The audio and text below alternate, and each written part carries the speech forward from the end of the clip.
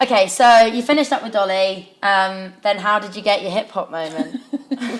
So before that I lived in America, so I went out with my family. I had a really young family then when the kids were babies, and I went to live in America, and when I was there I really got into fermented food and drink, so kimchi, sauerkraut and kombucha. So that's where I kind of discovered it, I went down. The reason I sort of got into kombucha and other fermented food is because I was pottering around the house with my kids. I had the radio on. This guy came on the radio, started talking about fermented food and drink, and I knew that bread was fermented and beer was fermented, but I'd never properly sort of cogitated what fermentation is. And then he was talking, it's the transformation of one sort of food into another by the action of microbes. That's pretty cool. Yeah. So then I go down to the local grocery store and find some kombucha and some sauerkraut and ate and drank those, and then started to make it, and then the whole kitchen was covered in random jars of bubbling stuff.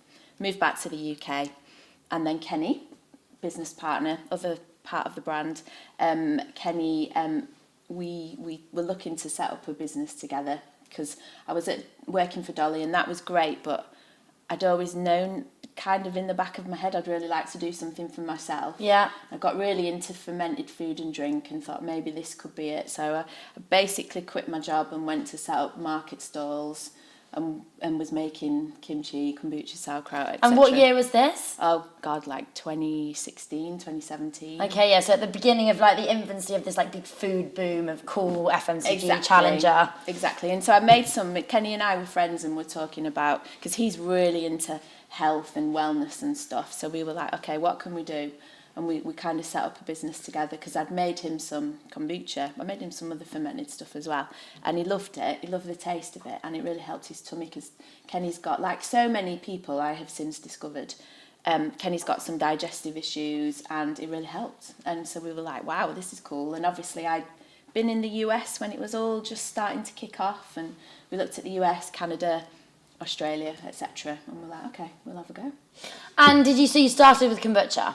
No, we started with kombucha, sauerkraut, kimchi, hot sauce. We were testing out the market. So we were going to markets, like the kind of street markets and stuff around Manchester and Cheshire and the Northwest. We're selling different things. So when we started, we were called Booch and Brine. Okay, oh yeah, of course. And then after, I don't know, like a year, maybe a bit longer of testing, and we'd started to get some listings in independents, we decided, right, we want to focus on one thing, and we focused on kombucha at that stage. Okay. And so then you changed to hip hop then? Like the name kind of went, no, okay. No, we had like an intermediate name. Okay. So we were Booch and Brine. Yeah. So we're thinking, we can't really keep brine if we're going to be selling a kind of, delicious sweet soft drink, because people might get confused. I think it's like a salty water. Yeah, right, doesn't really go. Although you could lean into your Sweaty Betty type vibe, which was one thought, but yeah, of course. Or liquid death maybe, but brine wasn't quite working for us. Yeah. And so we switched to Booch and Brew. And because we were brewing, because we were making everything ourselves, and we were there for a couple of years. So it's a kind of potted history. We were doing markets and stuff. We built a brewery in my garage. I was the sort of chief brewer and chief maker, totally self-taught. Didn't know what I was doing, but was kind of learning. As you like the beginning naivety is like the total superpower, right? Yeah, just making it up and making that. We're probably on like chapter 10,000 of how not to do X.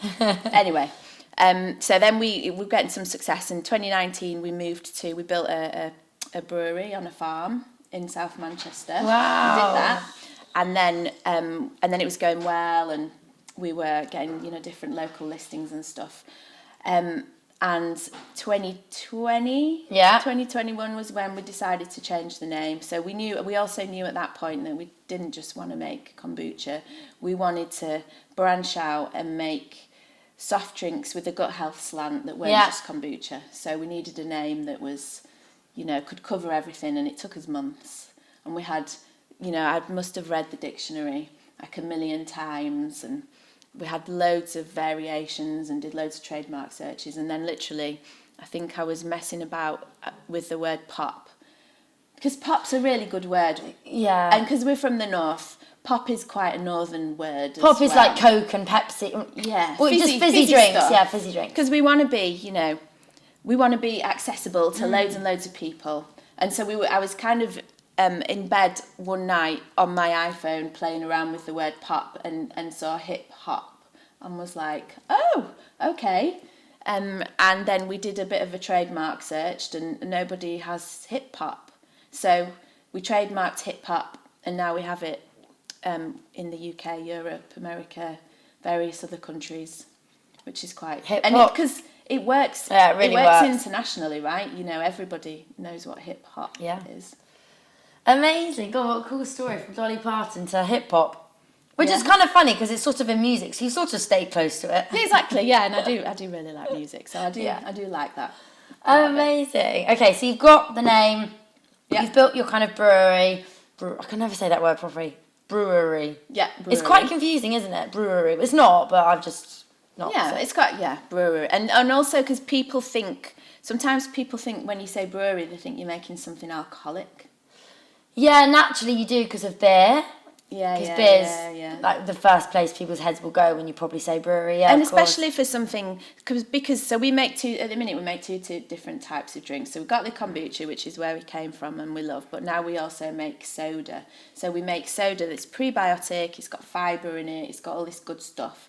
Everything's got the gut health slant.